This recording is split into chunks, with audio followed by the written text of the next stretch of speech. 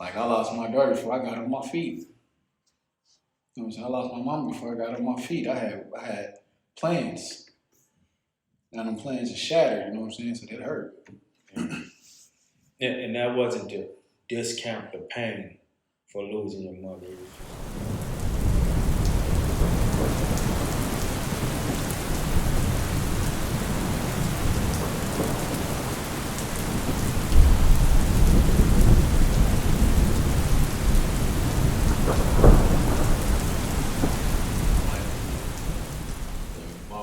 So, one day is good, one day is bad, just so I figure it out. How you weigh those out? You said how? The good and the bad. Me personally, I spend a lot of time alone, man. So whatever mood I'm in, I try to either pick up a book or listen to something to change my mood, man. So just depends. Like today I'm in a good space. I'm good. Do you start your day off with something to get you in a good space? Most days. These days I don't sleep a lot, so I start my day start when it start. So I don't clock in no more, so I just start when it starts. So. Yeah, but what I mean, like when you wake up, is there like a ritual or something like that to like get you in a good space because you know this world can take you there? Not anymore. I used to have one, I done got away from it. I need to get back to it, but I done got away from it. Yeah. How about you, Jelani? Sure, I don't necessarily have a routine, but I mean, being quite honest, I gotta smoke my tree in the morning before I get started. Other than that, it's about the only routine I got just to like put me in kind of a meditative state for a little minute before I go off into the world. You know, pretty much. But I'm kind of like him. I don't sleep much lately now either, so it's just one of them things. Mm-hmm. What's keeping y'all from sleeping? I ain't gonna tell you. I wake up at the same time every night. And I was researching, I was looking it up. It said whenever you wake up between the hours of 2 to 5, they call that the message hours. Like there's a reason why you keep waking up at the same time, the same hours. If it's like between 2 and 5, I guess they call it, that's the message hours. Where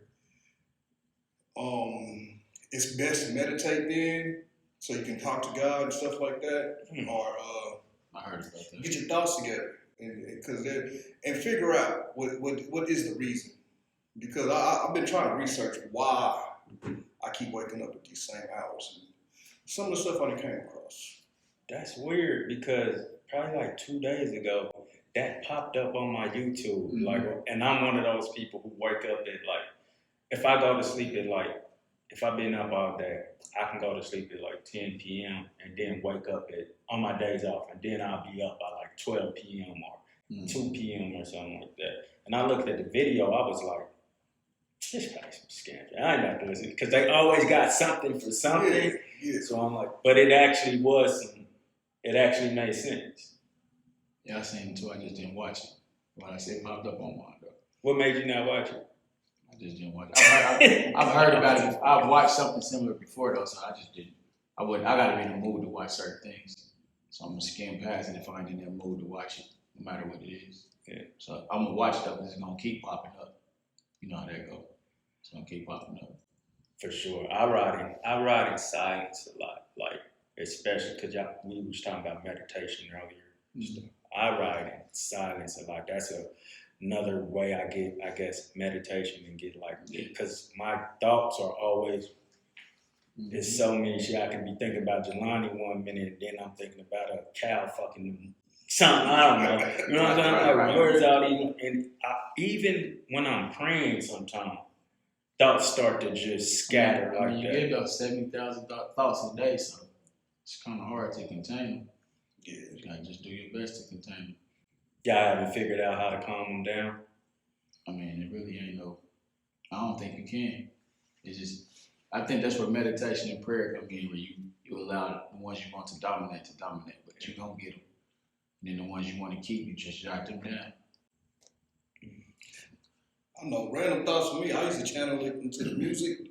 Since I ain't been doing that as much lately, I channel it. I still write, so I just try to channel it that way. You know, that's the only way I've ever been able to just kind of channel and control anything. And like you said, it's really not no controlling it. It's more of a sense of basically just sometimes you just got to get it off in some type of way. So for me, it's always been writing, and like I said, it was in music, but since I don't do that as much, I still got to channel it somewhere. So I just get more into my writing. That's all. See, I'm out of good mind that people look at like people who they think they believe are like good people. Like a lot of people say I'm a good person. A lot of people say you're a good person. You're a good person. But me, you don't understand the thoughts that run through my head that are so wild and violent and I wonder, how do I stay good? I know a lot of it is praying to God and keeping me, but like I have the wildest thoughts, like the shit you see on movies being my thought. Like I could just be driving and be like, if I run this motherfucker into this person or something like that. That's human though, bro. We all do that. Yeah. We all do that. What I think separates, well, good is a perception, it's subjective. But what I think a lot of people do is like, you learn to not put those thoughts out. Just like take how my Facebook used to be wild, but now I don't put wild stuff on there because I don't want people to perceive me a certain way no more. I got a certain image I'm trying to obtain. Yeah. Back in the day, I would say anything. Any thought that came to my mind, I'd say it. Yeah. You know what I'm saying? But now they don't know, so now they just can make up whatever they want to make up about you, or just go through your page and like, just the kind of guy he is. I see the change in it, you know what I'm saying? Nah, we have wild thoughts, bro. You like to leave it up to like people's interpretation, they can never really know exactly what you mean. Do you find yourself defending your thoughts and stuff when you put them out there? Not no more. No, back in the day I was a shit starter. You know what I'm saying? But these days, I don't really care what people think. They're gonna think what they're gonna think about you, bro. That's what I've learned. So I'm just putting out there what I want you to know about me, and whatever you think, you think. And that's more so because I'm more into business now. So when you run businesses, you gotta conduct yourself a certain way if you want a certain type of clientele. What about away from the business? Don't forget. Do you care what people think about you away from the business? Forget them. In general, nah, not no more. I used to. I mean, you're human, so a couple people will affect you, but in general, no. I don't really give a, because it's not gonna affect me. What you think about me ain't my business. They gonna think what they want to think. You an asshole. You this, you that, you did. And then some people are always gonna think of you as how they met you. They could met you 10 years ago, and they gonna think you that same person. I'm changing every day. You know what I'm saying? So, I don't sweat it. It is funny you say, because a lot of people always say, and I get it, they'll say something like, I can never go back to him, or I can never go back to her. And I always say, like, you should never say never, because especially when you say you're not the same person you were a few years ago. That person may be different, and they may be built. You talking about it, somebody you should talk to? Yeah. No, I've done that firsthand. Mm-hmm. Where me and somebody didn't work when we was in our early 20s, and then we got back, started talking again back, say around 30, and we was two different people, and it was different. Still didn't work out, but it wasn't the same. It was still a refreshing person. Yeah, like we both evolved. Yeah. Like it didn't even feel the same. Yeah. Like you a kid at 21, 20. Now you 30, you better be mature. You know what I'm saying? So I learned to never say never too. Yeah, it probably led both of y'all. I mean, it probably got them stains off of both of y'all. So at least y'all left in a good place. You know like we're still cool to this day. You wouldn't be dogging her out. She wouldn't be dogging you out. I kind of think it's crazy for people to think that you will be the same person years later, or even you was yesterday. Because I feel like we are forever evolving, forever learning. It's forever, like you said, it's forever. Right. Forever, an infinite ways of change. So for somebody to think that you would be the same, it's kind of asinine to me anyway. Like, it shows their level of maturity. Exactly. With all this information out here, though, and all these places to get like information from, how do you find what works, or how do you find what's real, or whatever? Because when we were younger, milk does a body good. Now, Milk backwards. Yeah. do your research. Do your research. Yeah. But doing your research back then, milk does a body good, and you felt like So you were back right. then we didn't research it though. We just took their word for it. Yeah. Like we didn't research that type of stuff. We didn't research hardly nothing. The person that researched in the family got looked at as a weirdo. Mm. Even these days, you still get looked at as a weirdo when you do a lot of reading. Like I went through that with my family, bro. I start changing, start reading books. Some of them disown me and everything, like because you start seeing the world from a different view, and they stuck in this bubble that this is what my family taught me. This is just the way it is. Like when I first voted, it was Democrat. I asked my mama why I'm gonna vote for this person. I don't know, they're Democrat. Why is that? Because her mama voted Democrat. Woo, woo, woo. That's how most families are. And then when you actually do your research, you find out the things behind the Democrat situation, and like, Yeah. well, Found out they all the same. exactly. Two sides of the same coin. Facts. When y'all say research, what is good research to y'all? Because a lot of people say do your research, and then they'll say we're just listening to what they're telling us. But when you read something, you still just listening to what they're telling you. You have to have a certain level of common sense, though. You know what I'm saying? You have to have some type of intelligence already to know bullshit from.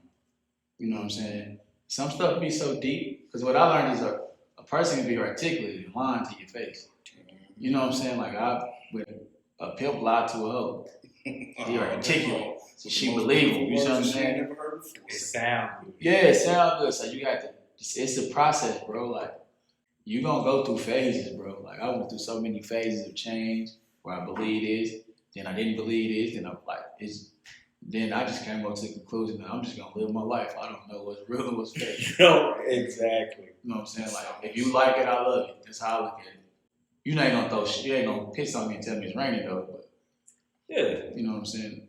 Just whatever people believe, because I learned everybody learned at their own pace.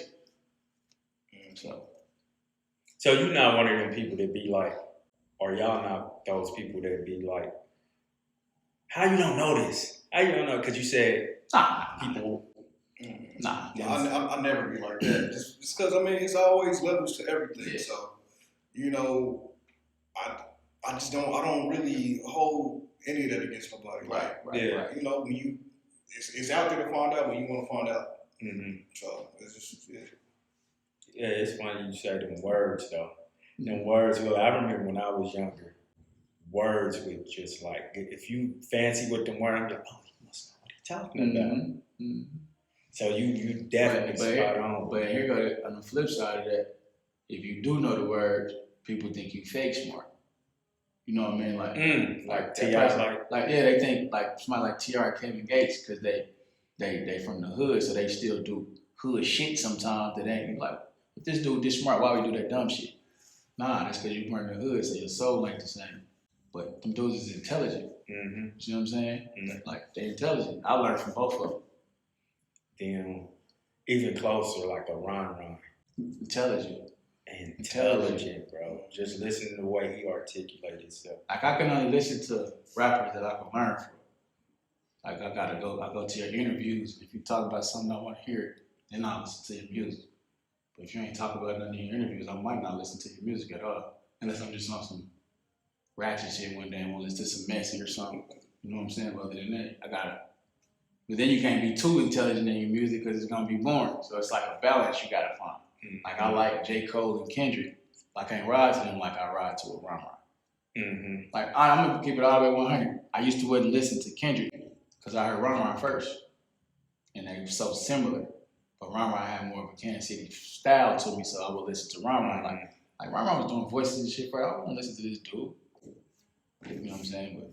But that's just where it's at. What's Ron man with you?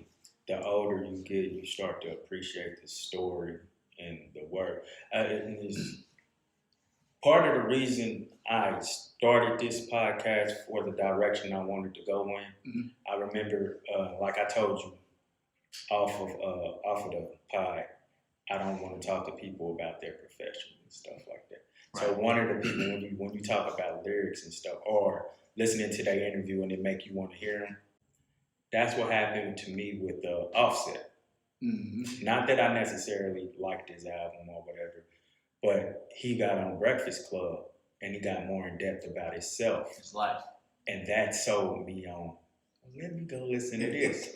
So that's why I chose the direction I go with this, because yeah, you're not promoting your brand like that, but you're promoting you with your story. Cardi B, damn, I just drew that together. They two of the reasons why Cardi B, I remember Cardi B getting online before the music. And she was just being her regular self, letting us in on stories we never heard and stuff like that. And we were already attracted to her. So whatever she had to give us, we was going to support. So yeah, when you say listening to them and listening to their interviews, it'll make you want, okay, this dude got some sense. Yeah. So it's not all about them. You see, what I learned, man, and no matter what profession or business you're in, most of the time people support you for you, not even what you do or how good you are at it. They're going to support you for you. I like this guy. I'm going to support him. You know what I'm saying? There's some people in the town, like, I like them as a person, but I might not like their talent, but I support them anyway. I go buy their album or go buy their shirt or something just because they're a cool person. I might not open it or listen to it, but I'm going to buy it. Just because their character was cool with me. Yeah. So. And a lot of the time, I feel like those energies, you just want to be within that energy a lot of time because they're such a good person. Like, you know what I'm saying? So fuck what they say. And they work both ways because there's some people that's super talented. I don't like how they carry themselves. So I won't support them. It's like the girl, right? The woman's fine as fuck. But when she talk, she ugly. And the one that's people consider ugly, when she talking, good. Like I heard something the other day that made sense when it comes to say women. It's like most people look at the finest woman in the room, but now I'm gonna look for the woman the woman who get the most attention, who attract the most attention. She don't gotta be the finest, but she just might have that aura about her, and everybody look at her. She might have a boss aura about her.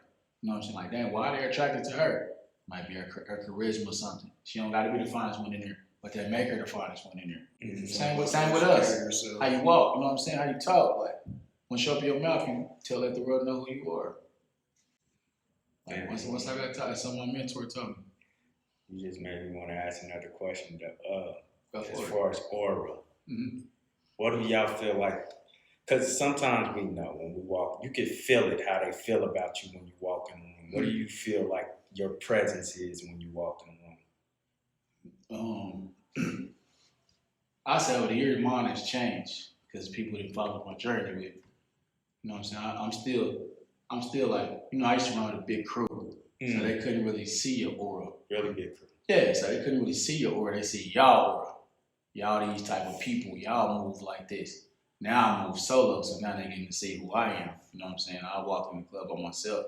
I didn't change how I dress, how I talk and everything, so it's a whole different perspective. It's still yeah. I mean, of course, you ain't gonna lose it. You can't lose it. Man, Kansas City, bro. You gotta stay on your toes. But like a lot of these people don't know me from the people I ran with. They know me from Facebook.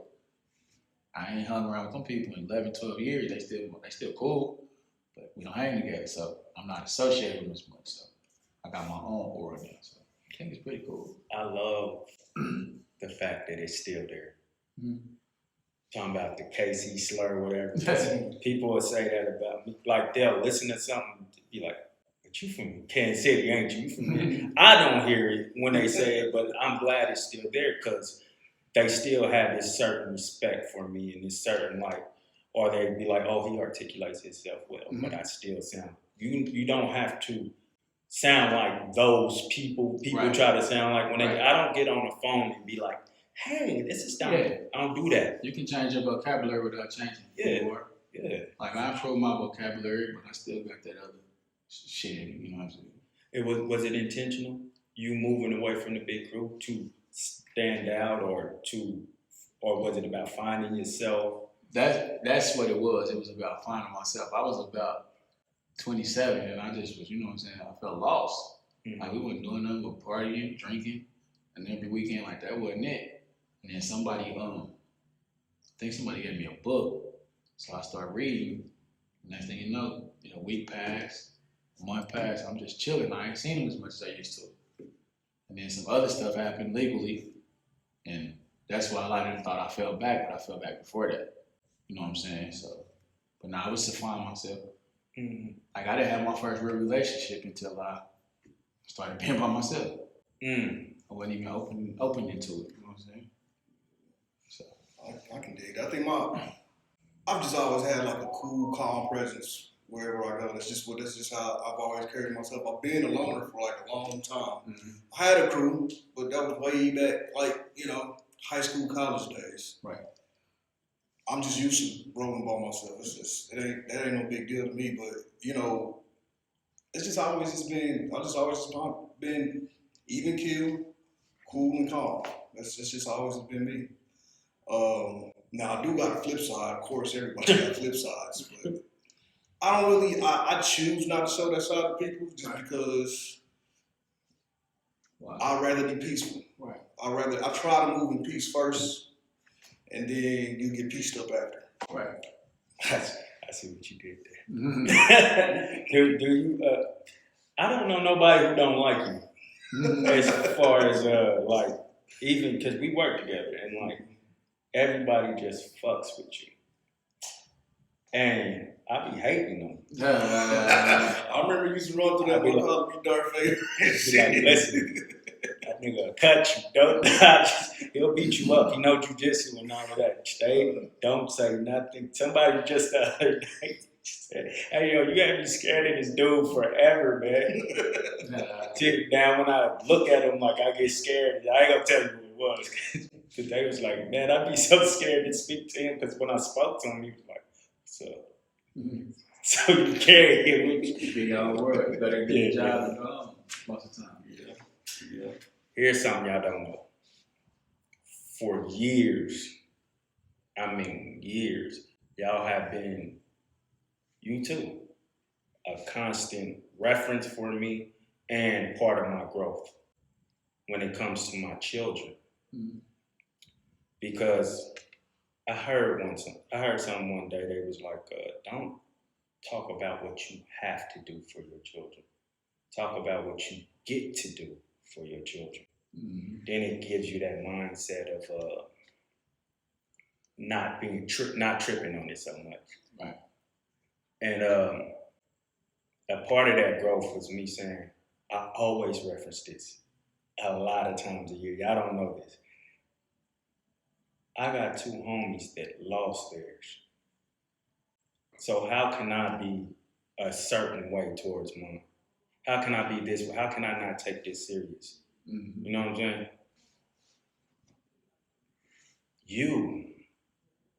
When you came to work, let me say, when I first heard about it, I didn't know, because we would talk every day and stuff like that, so I didn't know what to say. You never know what to say to somebody. And I feel like I seen you at work like 3 days later.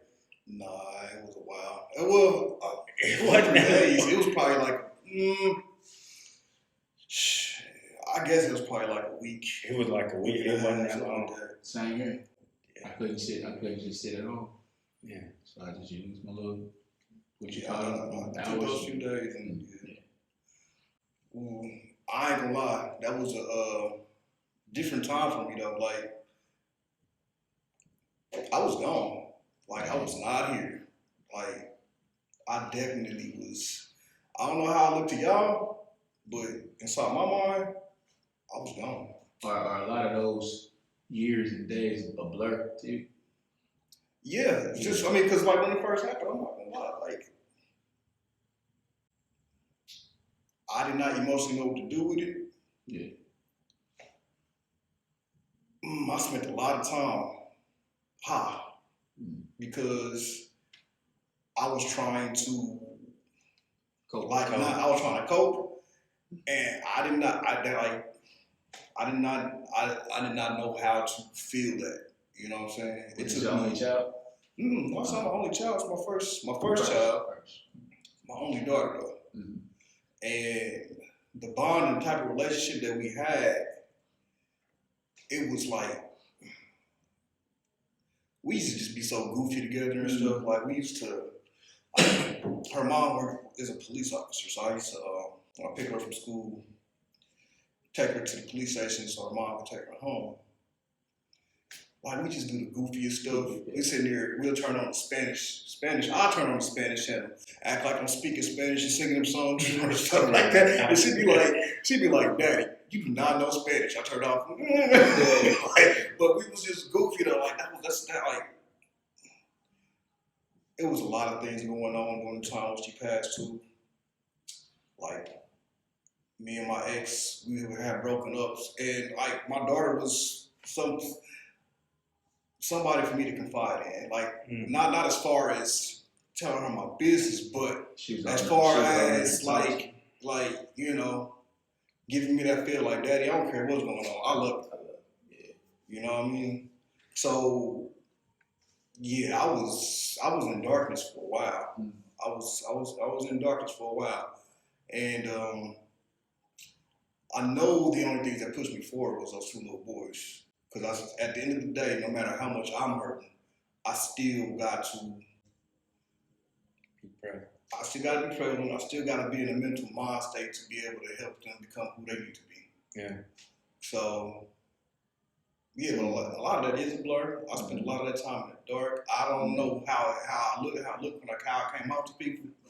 But honestly, I'm probably just now coming back to myself. Honestly, I'm probably within the last year or two. I'm just now never gonna be okay. But say it ain't even yourself because you're a new person. Yeah. Like you can't. It ain't something you never can get over. Like No.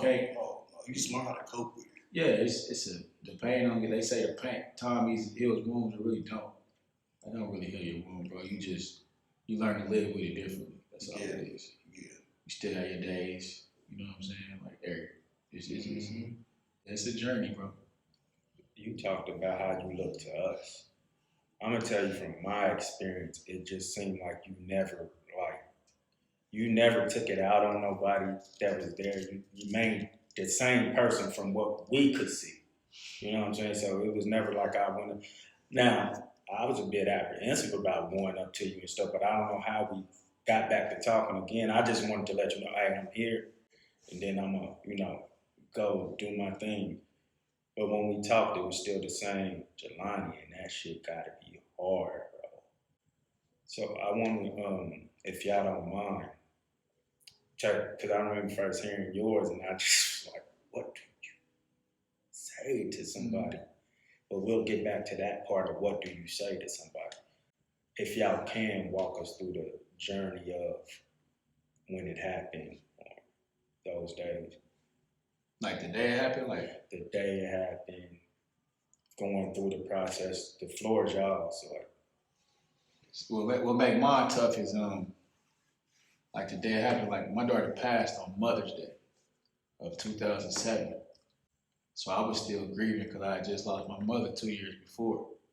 So the crazy story is, I don't know if I told it to a lot of people, like she had just came from visiting my mother's grave for the first time, like probably 20 minutes before it happened.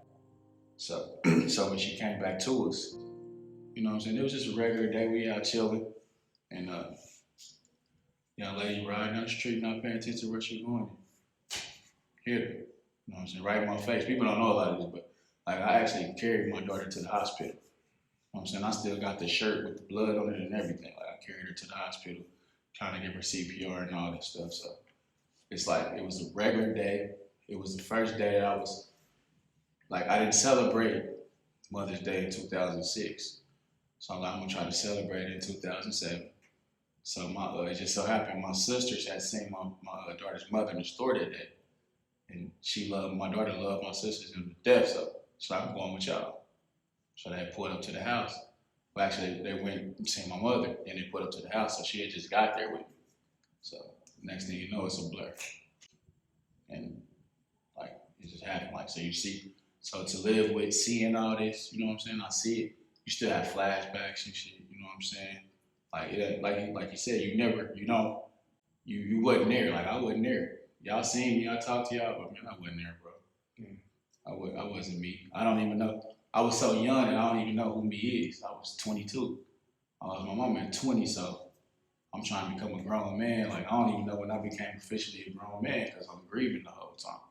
You know what I'm saying? So It's a journey, bro. I didn't know you was actually there. Yeah, I was.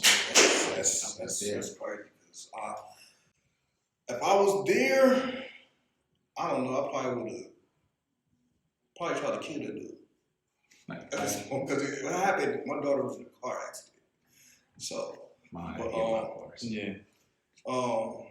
I remember though, I was in the car, and like I was in the car at McDonald's with my sons, getting them something to eat. Mhm. And I remember I got a phone call because they were up in Michigan visiting my daughter's mom people because they're from Michigan, a little small town in Michigan they're from. So they were up there visiting them. And I think somebody might have sent me a message on Facebook or something first, but I don't pay attention to that type of stuff. Yeah. I was like, what? I didn't even give it two thoughts. Then, my daughter's mom called me, and I just remember like, stop playing with me, like. And I'm in the drive-thru and I'm trying to get this food, and the lady was like basically trying to take my money, and I just was like, I think I just blacked out for a minute because it was just like, are you for real? Are you serious? You gotta be joking. Like, nah, this can't be real. I left out the drive-thru, pulled over, and I just broke down. Like, I couldn't even, because I felt so helpless because they was in Michigan and I was here, and I felt like it was nothing I could do about it. And they say you're not supposed to beat yourself about this type of stuff, but I always think like, if I was there, I was there. You're gonna beat yourself. What I could have done different. Like, you know what I'm saying? Anything. I would have called her and they been on the phone. Maybe they would have anything. Like, you gonna beat yourself. Yeah. I blame myself for years, bro, because I was right there. You know what I'm saying? That was man. That day was wild. That day was wild, and the leading up days afterwards were just, yeah, man. That was a hard time. But the only thing I can say though is that that little girl lit up a lot of people's lives for the time that she was here. Mm-hmm. I mean, to this day, she used to go to University Academy. To this day, her name rings through those halls. So, the original principals, teachers, all of them still know her. They still know me when they see me. And it gave me a good sense of pride to know that even though she was 10, she spread that much love before she her untimely demise. So, knowing that makes me feel good. You try to find the good within the bad, yeah. That's how I felt. Because Mom brought my family together, people that didn't even hang with each other. She's the youngest out of my mother's grandchildren. Mm-hmm. So it's like, and the crazy part is like, when my mother died, she was 8 months. She became advanced immediately. And she picked up some of her habits. So we used to see her in her, you know what I'm saying? So like, I couldn't even, I had to fight to get my daughter from my sister. Like, that's how I was for my daughter. daughter. I'm about to come get her. The sister already came and got her. Wow, you know what I'm saying? So yeah, that's exactly how it was. How with my sisters, they always came and got her. It seemed like I was last in line sometimes. Right. I mean, that's just the type of, I can relate. Yeah. That's how she was. And it makes you feel good though. Mm-hmm. You had other children at the time, though, right? Mm-hmm. Yeah, I had just had my youngest son, and then the kid was probably like 6, or I want to say he was probably 6. Mm-hmm. And my youngest son was a newborn. So the 6-year-old. No, he wasn't a newborn. He was probably like 2 or 3. So you got 4 total. No, I got 3 kids. 3. Okay. You didn't have another child at the time. Mm-hmm. What's breaking the news to the 6-year-old? He was in the car. So. Oh, he was with them. Oh yeah, he was ordering. He was in the car with me. Yeah. So. They don't grasp it, but they know. Now he started crying. Yeah, because you started crying though. You think? Yeah, probably more than likely. Of course, a 2-year-old he didn't know better. But he started crying and stuff like that. It's probably because I started crying, but they had like a little. They always remind me of y'all used to watch Dexter's Laboratory, or you know how Dee and Dexter was. Yeah. Their dynamic was exactly like that, and it used to be so freaking funny. Like, she used to just mess with him on purpose, and he used to get so mad. Yeah. But then you could tell they loved each other to death, and she wouldn't let nothing happen to them. Right. You know what I'm saying? But it's that little sibling rivalry thing. You know, that's all. But it was so funny though. But the crazy part, bro, these kids got a connection that we don't know nothing about. Yeah. You know what I'm saying? Because my daughter got a cousin. Matter of fact, she's his cousin on both sides. Like me and the daddy's cousin and the two mamas' cousin. They was born 3 days apart. So when she passed, for a week straight, he wouldn't take off her shoes. He was the same age as her, 3, but he wouldn't take her shoes off. He's 3. He don't know. He just know he ain't seeing his cousin no more. But for some reason, he would not take her shoes off. You know what I'm saying? So it's a connection there. You know what I'm saying? And then like my nieces and nephews was probably preteens. They was there. Some of them was there too. They seen it as well. So they lived with it. But like I realized that like their parents had forgot that they was there. I'm like, bro, when they start getting in trouble in school, I'm like, you need to sit down and talk to them. You forgot. Like, they traumatized. They seen this happen. Mm-hmm. They seen their grandma die in their face as well. Like, they traumatized. This is all before 10, 11 years old. They was with these kids every day too. Like, that's when I started realizing that, you know what I'm saying, you don't own kids. Kids got feelings. Kids get depressed. You can't just control your kids. You gotta be there for them, talk to them. Like, we don't own them. Yeah, like it was guiding. Yeah, you don't own your kids, man. Like, and then you see how they be taken away from you. Like, so you can't. I don't like when people just, like, nah, talk to their kid, man. They go through depression and they don't know how to express it because they're kids. We grown-ups don't know how to express it. What you expect them to go through? Especially when it comes to depression and things of the mental, because you know that's Right. been a stigmata in our community for so long. Yeah. It's only been like just the past 2 years, maybe. It's been something that They talk people about really talk about now. Mm-hmm. You know, And this aspect of it. Yeah. And Most people still don't know what it is. And you know, a lot of us get taught to suck it up. Right. Especially be a man, be tough. You just, you know. That made me learn how to be more transparent. Because I was a closed book at first, bro. I didn't talk about feelings or none of that. I didn't grow up in no family where we got told we loved you every day and all that. We didn't get told that. I don't remember my mama hugging me saying I love you, see you later. I don't remember none of that. But I learned to start doing that. I learned to start being more expressive, like on Facebook and stuff. So now people know my story. Other than that, I hold it all in and take it out with aggression. And that's why we used to have fights in the clubs and shit, because pent up aggression.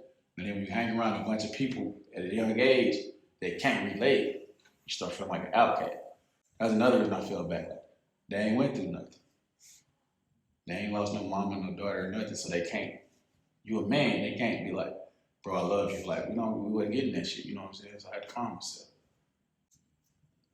Had you got that at that time, though, you feel like it would have helped, though? Or you just would have, because you had never heard that from them at that time. If your boys would have been like, bro, I love you, would you have, like, still moved away from them because you still don't understand what I'm going through? Nah, you learn. I would have probably still, if anybody would have came and did that, bro, we still would have some type of relationship. You can't just give up on somebody that's showing you they love you, you know what I'm saying? And you feel like they really mean it, you know what I'm saying? Of course, you don't know how to talk to somebody. Like, even me losing my child, I still don't know how to approach another man that lost his child. You know what I'm saying? I can relate, but in some ways you can't, because it might not be the exact same way you lost your child. Yeah. You see what I'm saying? And then it'd be at different levels of your life. Like, he shared 10 years. I got 3. So you got 7 more years of memory, you know what I'm saying, to cope with. It's different levels to it, but you still share that common bond, though. Mm-hmm. And I thought that was important because, you know, a lot of times I do it like a one-on-one thing, but I reference y'all a lot, so I thought it was only right to, well, I had to ask you if it was all right. Another person, you know what I'm saying? But I felt like y'all might be able to feed off each other's stories or, figure something and create a bond. Because like we said, like you said, we don't know what you're going through. We haven't been through it, but he has. Mm-hmm. And maybe as black men, period, we got to start learning how to talk to each other. Yeah. Like, Yeah. even if you don't know each other. And I reach out to people that love their kids, man. Every time I hear about it, I try to reach out, bro. Like, I don't even gotta know them. I try to reach out in some form or fashion.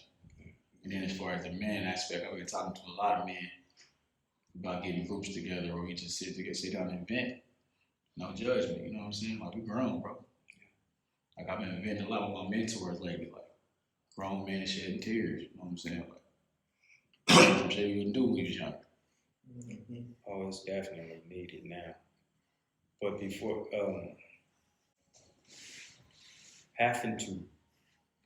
knowing that it happened, then having to bury each other. How do you muster up the strength to do something like that? For me, I had to think about her mom. Her mom was there, and I felt like I have not that I don't have a right, but I only thought about her and what she was going through and how she must feel. So, if anything, I gotta be there and be strong for her. She was in the car. Yeah, she was in the car. So that was the way I was able to muster up the strength to go. Because me personally, I don't even like funerals. I try not to go to funerals. I've just been plenty of close friends, close family members in the past, and I don't like funerals. Right. But first of all, that's my daughter, so I didn't have a choice. But the one thing that I had to keep that I kept in constant mind that if I feel like I'm going through it right now, I can only imagine how she feels. And more than anything, and she was married. I mean, she is married. And she was married at the top. But more than anything, I felt like I needed to be there for her because that's our daughter, regardless of whoever she with now. You know. So that I just felt like I had to be there for her. So that was the way I was able to cope through it. Yeah, to piggyback off that, it's like I felt the guilt too, like, cause she was with me. Like, her mama trusted her to be with us, and she lost her life while she was with us. But the crazy thing is that I remember from the funeral is me and her mama was the one consoling people, telling them it's gonna be all right, chill out. Our breakdowns came later. You know what I'm saying? Like, some gave us the strength to, you know what I'm saying? You be all right, it's cool. Like, we didn't show a lot of emotion. I don't know if it's a Gemini thing. We both Geminis, but we just was. Yeah. You know Probably is, because I am too. Yeah, like, we just, I don't know, we just control people, but like, I remember the day, but I don't. I don't really remember that day. I remember the dates. Yeah. Like that she died, that we buried her, and all that. But the hardest part about it all, bro, is that, like, it was a kid that hit her. A 17-year-old, right? You said there? Not that hit her. That hit her was a 17-year-old. Yeah. And the crazy part is, the day after the funeral, my niece was graduating from the same school as the young lady that hit her. Mm-hmm. And the young lady was a speaker. Mm-hmm. So the word spread around that we was there and what happened. So they treating us like criminals that we got all this police escort and shit walking around us at the you know what I'm saying? Feel like retaliation happened or something? Yeah, false. Well, one of my little cousins beat the girl up because just out of, you know what I'm saying? So it was understood to it. Yeah. But they started spreading false rumors that I said, people said they were gonna kill her. Well, nobody ever said that. You know what I'm saying? Mistakes happen. You know what I'm saying? I didn't get to stay to talk to the girl. She was a kid. You know what I'm saying? So it wasn't no immediate revenge or nothing like that. You know what I'm saying? Like, so, like, that's one of the hardest part. I remember her name and everything, but I ain't never went to the extent to try to look her up and find her and do nothing to her. You know what I'm saying? Like, accidents happen. She stayed on the scene after. I don't know. I left. I took her to the hospital. I mean, I'm pretty sure she stayed for a minute. My sister didn't talk to her. Well, she didn't get charged with anything though. So. And you said the graduation was the next day? After the funeral. After. Oh, Yeah, the day after the funeral. Yeah, that's Like, she happened on the Sunday, buried her on Friday. The funeral was, the graduation was that Saturday. So, yeah, I remember that was like one of the toughest parts though. But the process after though, like trying to heal. Like, what is that journey like? man, mom was, like he said, mom was music. And one of the reasons I quit music is because all my music was going towards making songs about her. Every time I sit down to write, I had to write something about, you know what I'm saying? I'm like, I can't keep doing this. But nah, man, it really ain't no script to it. Some days it's good, some days it's bad, but like, Yeah. you know what I'm saying? Like, I was scared to bring another kid into the world. That's why I never brought another biological kid. Like, the daughter I'm raising now is my bonus child from my last relationship. She helped me. I came into her like when she was 5. She's 15 now. So she helped me heal a little bit, you know what I'm saying?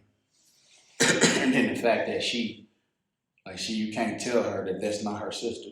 She never met her. But you can't tell her that's not her sister. Like you said, she gave me this right here. Both of them on there. This is a gift from her. Every time she give me a gift, she make it from both of them. You know what I'm saying? So that's dope. yeah, never met her though. That's How old is a she now? thoughtful She woman. 15. That's very thoughtful. Yeah. That's very thoughtful. You've been having that for a minute though, right? This? Yeah. No, I got this last Father's Day. Oh, okay. About a year. Yeah, for her to even think like that at Yeah. 14. And I gave her mama credit because her mama still did it in her young. She was doing it. Probably started doing like 10. Like when her mama split, every gift was from both of them, from my daughter and my bonus daughter. So she made something like from us, and she just rolled with it. What was that like the first time you received something from us? I mean, it was shit tearful. You know what I'm saying? It's dope. Yeah. Yeah, it's real dope. Like, you know what I'm saying? It's real dope. And she had it programmed in her head. That's her real sister. Even when, you know how kids talk, that ain't your sister, that's my cousin, you don't know her. Whatever, that's my sister. Mm-hmm. Like, so that's pretty dope. Yeah. And then another thing that helped me is like, my daughter's mother had more kids. So her second daughter, she got 2 more kids. Her second daughter is my goddaughter. Like, we came to that agreement to make her my goddaughter. And she looks so much like my daughter. It's crazy. That's crazy. Yeah. I think, shit, for me, like I said before, I spent a lot of time medicated, trying not to feel anything at all. But what I will say, though, besides that, the only thing that really got me was them 2 boys, and my ex helped out a lot. You know, like I remember on Father's Day, she had made this card and put this guitar on it. Because, you know, that was back when I was really doing my music thing and going to South by Southwest and all that type of stuff. Mm-hmm. So, like, that was probably my favorite Father's Day gift I ever got. She gave me the card, and she had all the kids on it, and like made it like it was from them. Mm-hmm. And it was like an arts and crafts project. I could tell the parts that my sons did or whatever. And it was a very, very thoughtful thing, and it was dope. So I mean, again, those were my coping mechanisms. So besides that, and then the music, you know, that's what helped me get through it. And any time I felt like it got too heavy, I probably was medicated. Mm-hmm. Which at the same time it was helping me cope, but it was a bad thing because I needed to feel those emotions. I needed to have those tears. I needed to cry. I needed all of that, and I pushed all of that off, pushed it all down when I needed to go through that. I needed to feel that, and I probably needed to feel it sooner than later, but I didn't know how to deal with it. I didn't know how to talk about it. I didn't know how. I just, in my mind, I just knew I needed to keep moving, and I probably didn't take no time out to even breathe properly until years later. Which I don't even know if it's a such thing as grieving properly. I don't either. But just those tears that I should have been spilling out a long time ago, they eventually gonna come. You didn't cry at all at first? I mean, I cried the first day, and I probably cried. I know I cried a little bit at the funeral, but I didn't want to let too many people see me crying because I didn't want, I didn't want too much of a chain reaction. I don't like sympathy. I don't like sympathy. I don't like it. I don't want nobody to feel sorry for me. Yeah. But I know I cried a little bit at the funeral, and then probably after that, it was probably like days I didn't cry. Then like it would be times where it was nothing I could do about it, just uncontrollable. Yeah, it's gonna come out of nowhere. Yeah. You see a picture or something like that. Yeah. Now, one thing that helped me get through the tough time was just a coworker gave me this paper, and he said, you could either live for them or die with them. Mm-hmm. And then they tell me something about the reason I post my daughter so much, because it was like most people die once. You don't want them to die twice, so keep that memory alive. Mm-hmm. You know what I'm saying? So That's powerful. yeah, it helped me, bro. Like for real. You said it was a book or Like a little pamphlet. How'd you receive that though? And it was crazy because it was a coworker that like I didn't talk to. Like he didn't talk to nobody. Like he didn't. When I say he didn't talk to nobody, he was like what people would call a weird one.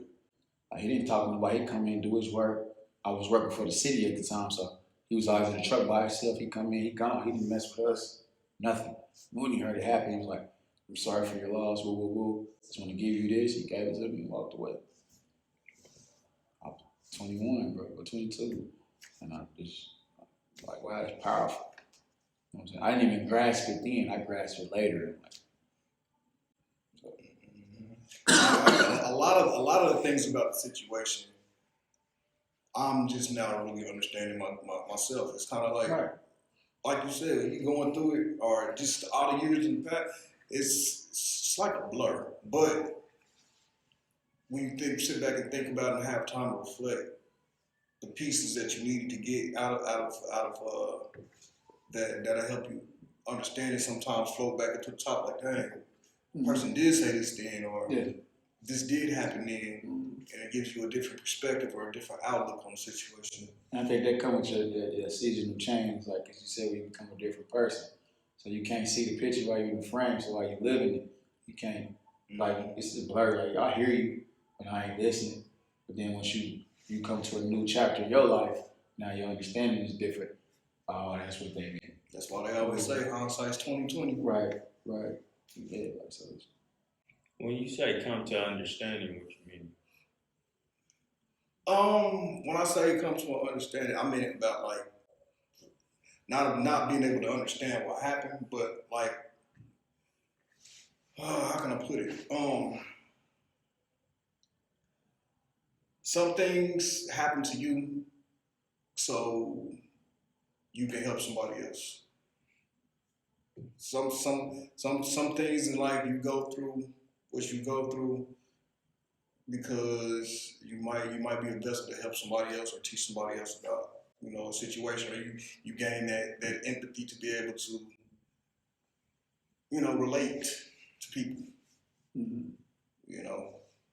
Or you must have the strength to be able to tell your story. Yeah. Like I'm not one of them people that believe everything happened for a reason. Cause I don't think life is like just scripted, because we got so many different choices. Yeah. So I don't think life is scripted, and I don't think God would just make kids die in horrific ways if it was that. If it was like that, you know what I'm saying? Especially if you got will, right? Huh? Especially if we got will, right? Yeah, like you don't want this kid to get shot in the head. Yeah. You want this kid, you know what I'm saying? So I don't think it's scripted, but I think once the understanding comes from, okay, I've been through this. I know how to get through it a little bit, so I can teach the next person, or my story might help the next person. Because we all go through stuff. You be like, you feel like you're the only person going through it Nah, naturally, it's millions of people going through the same things you're going through. Whatever it is you're going through, somebody went through. And somebody is thriving while going through. And we see people on TV every day, but we train to think that they just robot. No, they going through real life stuff. They just learn how to still stay in their profession and not, you don't know what they're going through. They done lost kids and parents and aunties and everything, bro. Like, then when they tell their story, you get shocked. Like you said, you heard Offset's story. You're like, oh, I wouldn't even think, because he don't put it in music. But this is him. You know what I'm saying? So, yeah, that's what I think. That's what I get when you say you learn the understanding of it.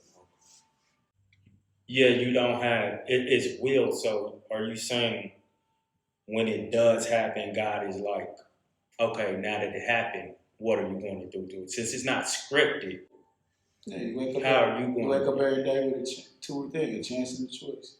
So you can choose to deal with it, or you can choose not to. Some people choose not to; they take their own life. Some people choose to, and they want to be a vessel for other people. It's a chance or a choice.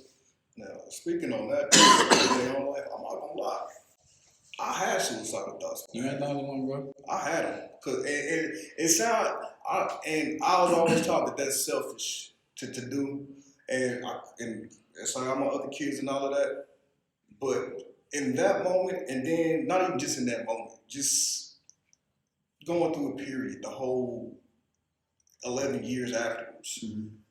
Like I said, I've had some dark times, some dark moments, and suicidal thoughts have definitely been a part of them. And there's definitely been times where I'll just be like, damn, I want to be where she's at. Like, I don't even want to be here no more. I've definitely had those times. Yeah, you ain't, bro, you're not alone on that. Like, I was taught that it's selfish too, but then when you go through something, then like you do what we were talking about earlier, some research, like, when people ain't in their right mind, how can you call them selfish? Like, they not in their right mind, so you ain't been through this. You know what I'm saying? Hopefully you don't have to go through it, but you definitely get suicidal thoughts. Like when I started writing my memoir, my book. I didn't finish it, but the title of it was From Suicidal Thoughts to a Conscious Man. You know what I'm saying? So, because it took me reading and all that to even cope. But you had them suicidal thoughts, bro. Mm-hmm. You have suicidal thoughts, and then on the flip side, you have nights where you want to take somebody else's life. Yeah. Like, for anything, you know what I'm saying? Like, ride around on stupid shit. Like, I had those thoughts. But something, you know what I'm saying? I ain't no religious person, but something kept me from doing the stupid stuff. I'm gonna just say that. I believe in a higher power. So something kept me from doing those stupid things, and I'm thankful for it. It could be wasting my life, bro. Yeah. Even now, it's still a struggle because, like, I made a pact with myself not to get angry, so I don't get angry. Because you never know how angry you would get when you go through shit. Like, I done lost so much, you know how much I done lost. So if all that can just hit you, you get angry, you might just black out. So I don't get angry. Anger is damn near like a thing that just comes. So how do you just like? I got like a 5-second rule. Save me from a lot of stupid stuff. Like, I've never had an argument with a woman I was involved with or nothing. Never. Like, I just 5 seconds and just talk about this like some humans. So it's healthy. Yeah, it's healthy. Yeah. Like, I don't argue, bro. I don't.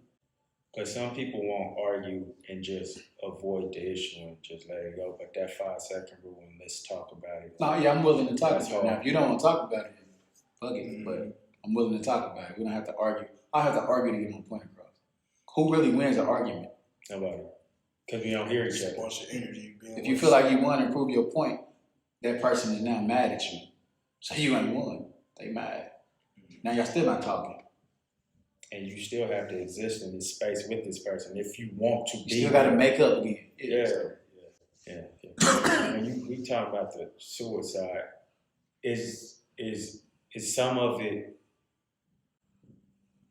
because y'all dealing with children, losing children. Mm-hmm. So this is much different than losing somebody older than you. So it's some of it like, how do I get to exist and this person is gone, or is some of it, and it's some of it like it's just the pain is just too much.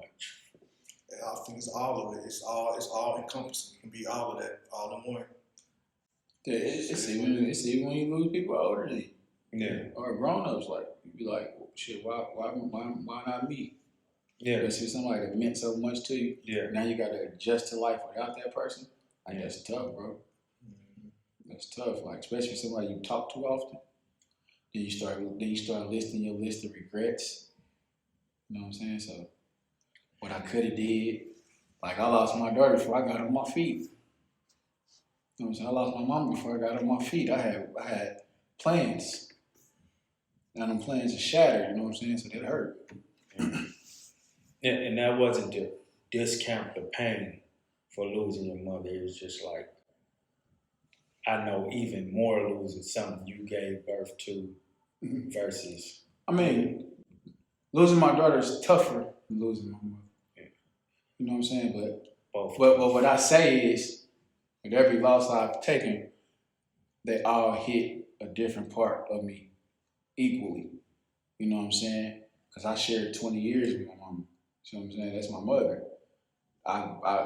This is my daughter. You know what I'm saying? Then I lost a nephew.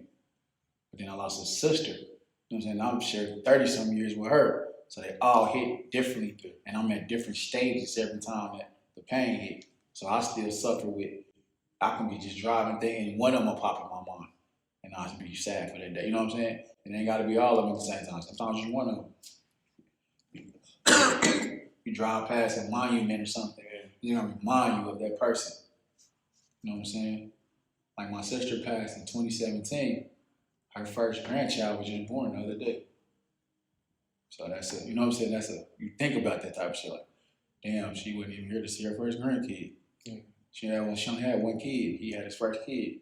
You know what I'm saying? Like, do you think about? I'm always one of the people that I think about how the other people in my family feel. I put their feelings before I put mine. So that's hard too.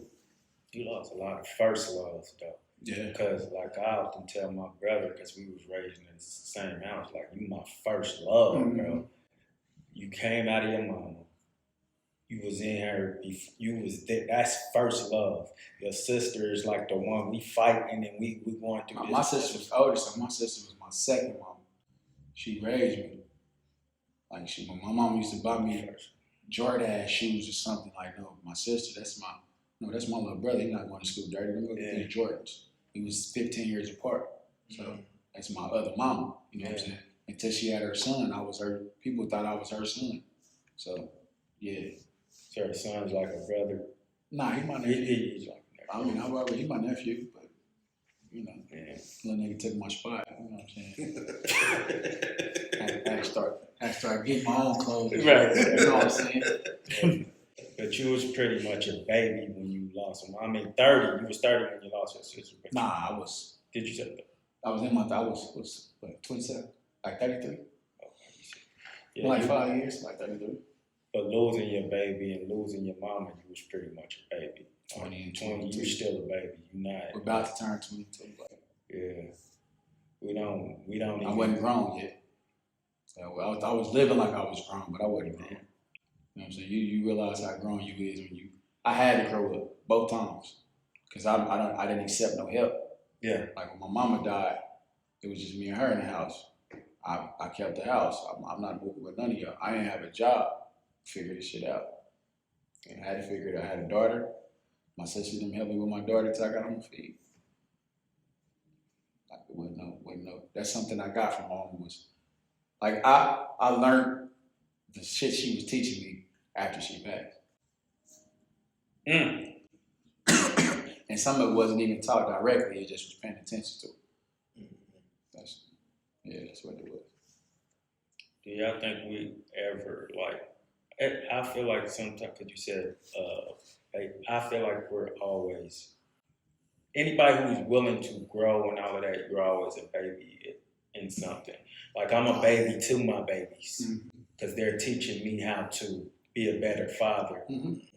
Like y'all said, it ain't no script to it. I'm learning how to be a father. So I come in it, well, I didn't come in it as a baby. I came in it like I knew everything.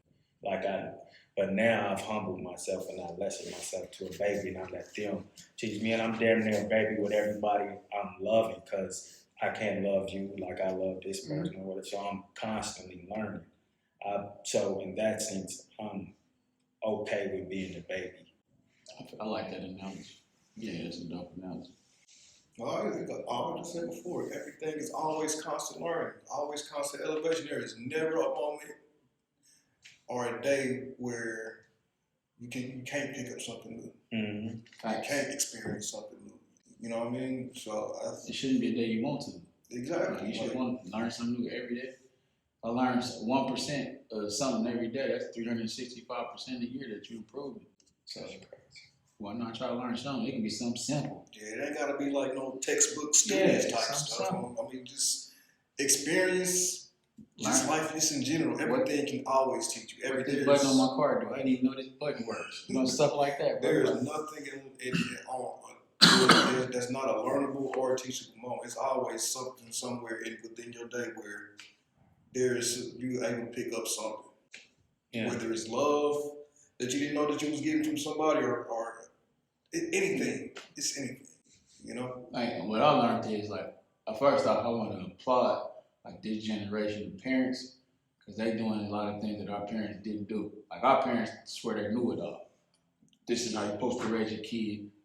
You need to woo woo woo. Like I go to these basketball games and see so many parents in the stand. Some of these women don't know nothing about the sports, but they there to support it. That shit goes a long way. Meaning our generation. Yeah, well, every generation under us, we in our 30s now. So a lot of them in their 20s and stuff. Yeah. But even our generation, our kids is in high school. So they had the high school games too, so for our generation too. But like, you don't know how much that means to them kids. And not just the parents, the uncles and aunties. Like, before I came here, I told you I was running a little late. I was at my niece's nephew them game. I try to show up every time I can, because didn't nobody come to my games. That's exactly how. Like, nobody came. Now my parents came to one high school game. I played high school basketball for 4 years and one game. Look, that's the same way in my family. My pops came to one game, and I feel like he only came because my uncle came. Facts. Or guilt trip. So they all came to the same game. But the difference though with mine, I don't even get mad at my pops though, because I have a family of 10. I got 6 sisters and 4 brothers. Right. So for me, the things that my dad did go to, and we went to Catholic school all the way until I was like my senior year in high school. The first year I went to public school, and that was Priscilla. No. But I don't get mad at him about not showing up to none of my stuff, because I felt like my daughters he needed to show up for them more. Yeah. Not my daughters, my sisters, his daughters. Yeah. He needed to show up for them more, which it always made me be like, you know what? If you go into their stuff and not coming to mine, I'm not gonna be mad. Did he show up to theirs? Yeah. Okay. Yeah. He showed up to more of their stuff, rather. So it's kind of like, you know. I say, well, my pops, I'm his only child. Mm-hmm. So you would think, before you learn that there's not a script to this, you would think that that's my Julia. I'm there, I'm there for everything. But then what I realized, man, I started studying psychology, and I took myself out the equation. Like, my pops was like 35, 36 when I was born. So the whole life he had. Yeah, my pops was old too. Yeah. Then I started thinking about all the losses that he's taken, all the things he's been through, and how mental illness wasn't a discussion. He born in the 40s, so mental illness wasn't a discussion. So he harbored all these feelings, and you don't know how to be a parent. You don't even know how to be a great human being, because you're still harboring all these feelings towards your mother. You don't never know who your father. He never knew who his father was. Like, before I was born, he lost his mother. He lost about 3 or 4 siblings. So this is a lot for a 36-year-old. I know personally. You know what I'm saying? So once I realized that, I said, okay, this is why he was like he was. It ain't no excuse, because you're supposed to overcome it, but I'm more understanding now. Yeah. Because we just started talking back after 5 years last year. Like, I finally made a push to reach out to him one more time. You know what I'm saying? Like, I'm like, okay, but I'm like, I know what you've been through, bro. And then he just admitted the other day. I was definitely mad in those moments, but now that I'm an adult, I'm able to look back at it like, you know what? like, cause my pops, we had our stepmom was there too, but I mean, I can only imagine just him doing the stuff that he did to take care of 10 kids. It's crazy. And the stuff that he don't know that I know because he refuses to talk about it. See, that's what the other generation don't do. They hide out them secrets. So you got to find them out. Hearing from, aunties, uncles, everybody else. Like my pops, like it's 2 of them left. You know what I'm saying? And they 10 years apart. But they still didn't know everything about each other. You know what I'm saying? Because they went to foster care when they were smaller. So all his life, he thinking that his older siblings didn't go to foster care. He thought that they got to stay with their mother. And in my head, I'm like, dang, once y'all got back cool, y'all never discussed this. We never discussed it. My auntie had to tell me about it. Like, yeah, we were 17, we went to foster care, and woo, woo, woo. So he would treat his foster siblings better than he treated his regular siblings. But when I told him, he was like, what? I'm like, yeah, bro, like, they went too. You thinking just y'all two went? Nah, all of them went too. You know what I'm saying? So I'm like, communication is lacked. And we definitely come from a generation of parents that were like, do what I say, don't worry about what I'm doing. Right. So it's what I say, and that's that. It was no kind of dialogue, no kind of, my birds of the bees talk to my pops was, nigga, you better wear a condom because I ain't taking care of nobody else's kids. That was all I got for sex ed. Period. I didn't get no explanation about how to even approach a woman, how I'm supposed to feel about rejection, because as a man, we gonna shoot our shot. Rejection is just kind of a normal thing. Like 98% rejection. But I was never taught about none of that type of stuff. Like just the real birds and the bees type stuff. Then you're not allowed to express yourself. That's one thing my mother always allowed me to express myself. She never made me leave the room or nothing. Like, if I had something to say and it sounded right, I could say it.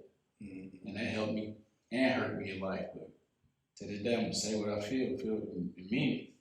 I don't care who like it. No, that's hard. Yeah, that she let you say what you needed to say because I was usually right. It'd be simple stuff like sports. Like when I was 5 and 6, I still knew sports. And I'm talking with the grown-ups. I'm like, nah, you wrong. That ain't what happened. And I would be right.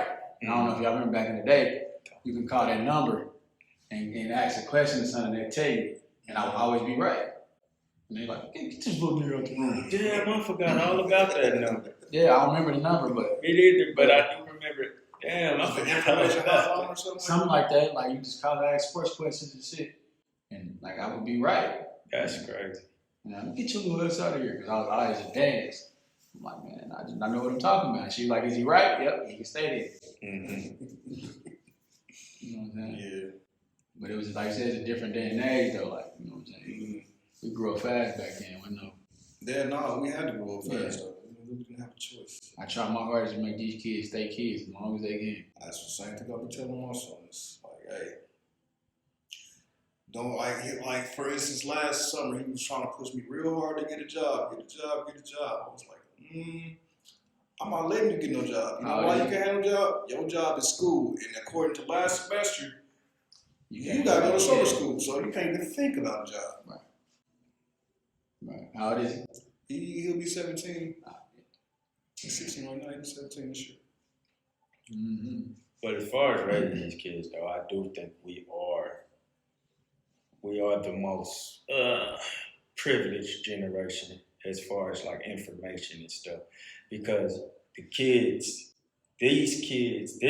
generation under us, they got access to the information first, but a lot of times they think they just know it all. The generation before us were taught a certain way, and they just know it all. Versus us, we learned from both generations and we got our own little way of thinking. So we get to mix it all up and figure out what works best. That's just how I see it, though. Like for us who aren't stuck in our ways as far as like learning something different. More open to change. Yeah. And I think a lot of us too also realize, like, I don't like how I felt not even that I don't like how I felt. I just knew that I would rather have those conversations with my dad, or, you know what I'm saying, being able to ask why or ask questions or just any of that type of stuff. Mm-hmm. My mom always was like, I'm not going to be like that. Mm-hmm. I'm going to listen to my children. We are Mm-hmm. going to have an open dialogue where we can bounce ideas back and forth off each other. It's not going to always just be what I say and that's just it, period. Because these kids are smart. Some stuff they tell you is they right. Man, they will tell you what you need to hear. Yeah, sometimes some stuff they right. We wrong as hell. Mm-hmm. Are you supposed to be texting and driving? Right, yeah. You be so mad they right. You're right, though. And you can't say do as I say, not as I do. Like, they don't pay attention to it. We habitual creatures. Yeah. Like, I tell my daughter all the time, I'm like, you might not like what we telling you. I said, but you got 3 more years, and it's going to be up to you to decipher what we tell you, use what you can use, and use what you don't. Right. Can't make you do it, you're going to learn. Mm-hmm. Keep getting in trouble, that's going to fall back on you, not us. Yeah. Mm-hmm. Like, hopefully she grasps it. Yeah, well, you're right, though. We do a lot better with our children. I can't say that. And I don't care what Some generation want to get. Well, Yeah, right, some of them. it. You can't speak for everybody. Right. As a whole, I get that. Within the people that I know, Yeah. everybody's doing a great job with their children. I found a lot of the conversations that I had, a lot of people, including myself, have went back and apologized to their children for the way that they Right in the first. Yeah, and then even going up to the ones older than them and having conversations with their parents, having conversations with them, like, yo, I don't know you. What's it? You raised me. You did what you had to do to take care of me, but I don't know you. I don't know what you go So like your parents? Yeah, I've done that with my parents and stuff, but when I say that, I found other people do that too. They said they've done that in our generation, so that's what I think is so dope. I mean, you grow with people all the time and don't know them. Yeah. And just surround each other. When y'all around each other, y'all having that type of dialogue. Mm-hmm. You know what I'm saying? You don't know what this person going through. Especially once pain hit. Like once pain hits your family, everybody be closed off. So when you do get together, you don't even talk about that type of shit. You just want to try to enjoy yourself. You don't have one-on-ones. Like me personally, me and my siblings are so far apart. We ain't had many one-on-ones. They had, because they close. I'm 11, my youngest sibling is 11 years older than me. And my brother is 17 years older than me, so they grew up together. Like, we was raised by 2 different mothers, basically. Because she was a teenager when she had them. She was in her 30s when she had me. She had it figured out. So we got different principles and shit, you know what I'm saying? We wasn't raised the same. Yeah. And then by the time I was born, they started having kids. So now they got kids. So, you know what I'm saying? So now they got to grow up fast. I was like an outcast, you know what I'm saying? So, I mean, it wasn't no less love, but you know what I'm saying? I got you. Yeah. Like, them still my dogs, you know what I'm saying? But they had their own family, so they could tend to their little brother. So I was explored. That's how I got into the streets, because I was feel free to explore. Mama working. I'm 9 years old, babysitting all my nieces and nephews. Mm-hmm. When I ain't babysitting, I don't have no rules. So I'm walking the neighborhood, roaming the streets. I got no rules. I'm 30 miles away from home at 10 years old, with no cell phones and nothing. I'm with my homies doing shit we ain't supposed to do. So lucky I didn't get into too much trouble. Yeah. You know what I'm saying? That's crazy how we could do that when we was younger, though. Man, look I at ain't that. had mine out my sight now. You 15 and you can't go out the front yard. I'm looking like, straight back in his yard. 15, so what? It's a different. Yeah. A car could be riding by slow. You think they on creep time. They Yeah. just looking at the houses, trying Right. to, you know what I'm saying? But you just be like that. Like, man, The crazy part is it was just as crazy back then. We just wasn't privy to it. I mean, we got some of the most famous serial killers ever was in Kansas City, In our time. in these neighborhoods. We didn't know nothing about them. I'm like, I was a little dude, bro. I used to walk to the bus stop by myself a lot of times. Just Bro, Precious dough, all of I that was stuff. catching the bus to middle school at 11, from 26 to 82nd. My 11-year-old don't know how to catch no bus. You know what I'm saying? No metro. Mhm. You missed the bus, I'm taking you to school. Now they got neighborhood schools now, but mama missed the bus, baby. Hop on the metro. I'm 10. Yep. But I learned the route.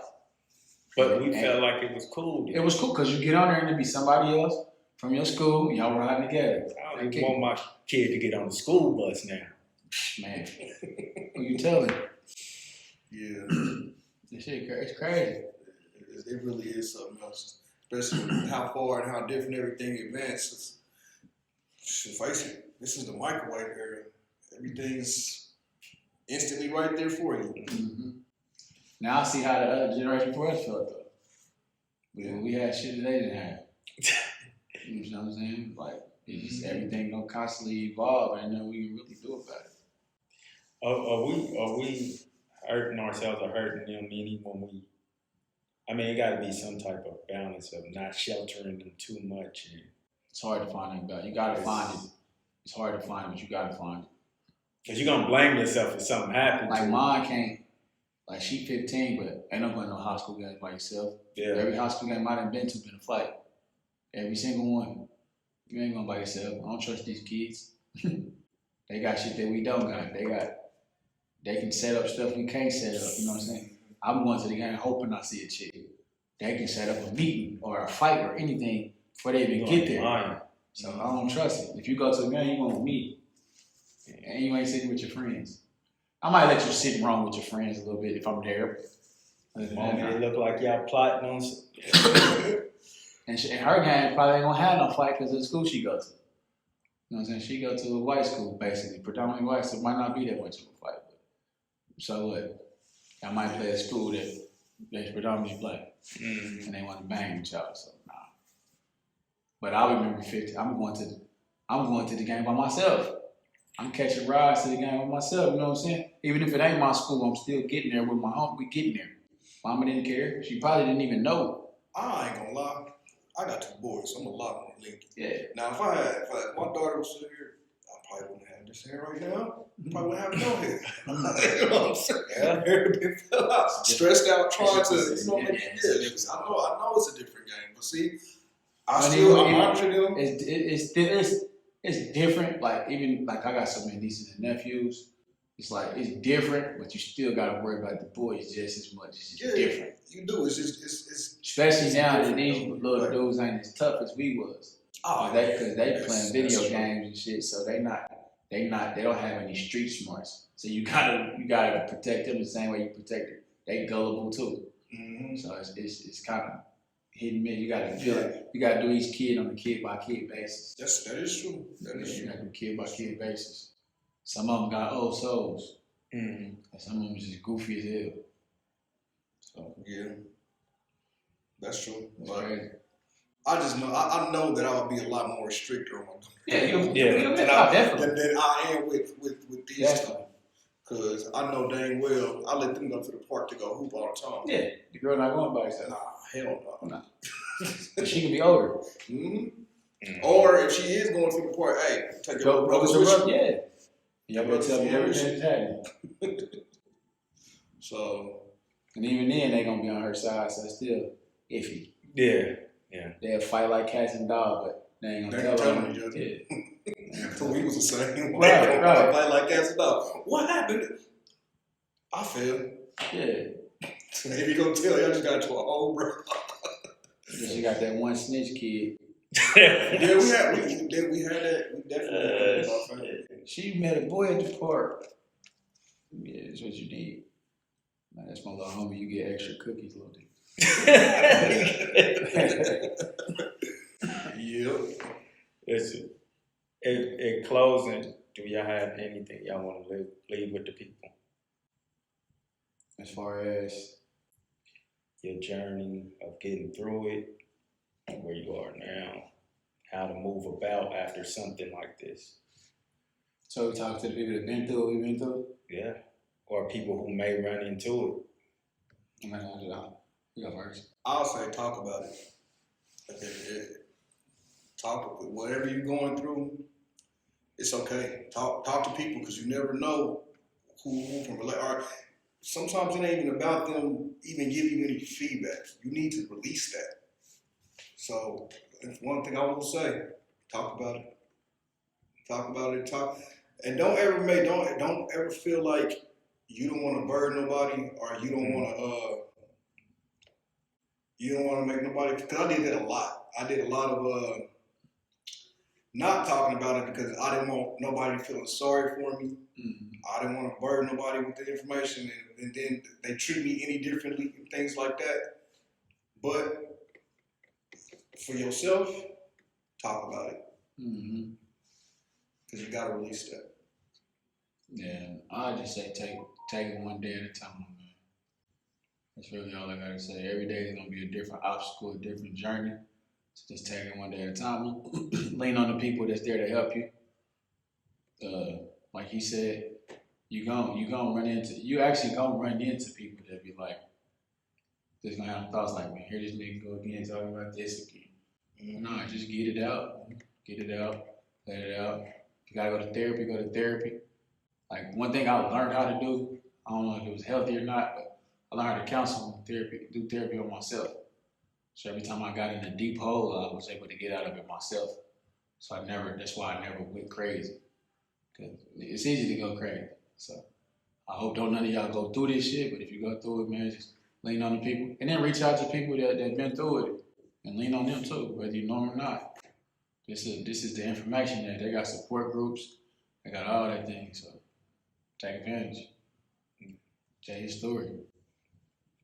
The goal is to leave a lasting imprint on their minds and their hearts.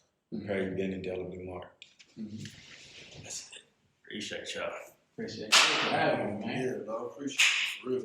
I ain't never really talked about this in an open space like this, so Right. you know, it's refreshing.